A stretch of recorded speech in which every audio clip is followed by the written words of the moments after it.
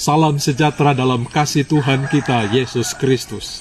Saudara-saudaraku yang kekasih, dalam bacaan 2 Tawarik pasal 19, kita dapati di sana satu cerita yang menarik tentang apa yang dilakukan oleh Yosafat.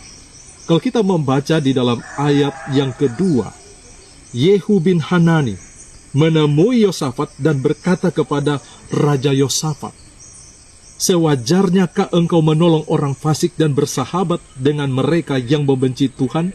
Karena hal itu Tuhan murka terhadap engkau." Yosafat mendapatkan teguran oleh karena dia membantu raja orang fasik.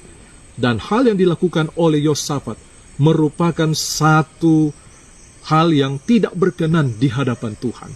Tapi kalau kita membaca dalam ayat selanjutnya, kita lihat di sana ada beberapa hal yang dilakukan oleh Yosafat ketika dia mendapatkan teguran. Kita lihat di dalam firman Tuhan, kalau saudara membaca di sana, hal yang dilakukan oleh Yosafat ketika setelah dia mendapatkan teguran, dia tidak tinggal hanya diam saja di Yerusalem, tetapi dia mengajak umat Tuhan untuk kembali ketika dia berkeliling ke negeri untuk membawa rakyatnya kembali kepada Tuhan. Hal yang kedua yang dilakukan oleh Yosafat adalah ia mengangkat hakim-hakim dan menasehati mereka supaya mereka takut akan Tuhan, tidak memihak dan tidak menerima suap.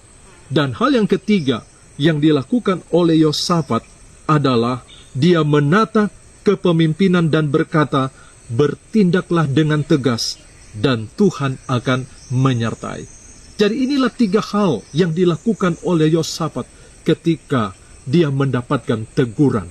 Dia mengadakan perubahan dalam kehidupannya ketika dia ditegur.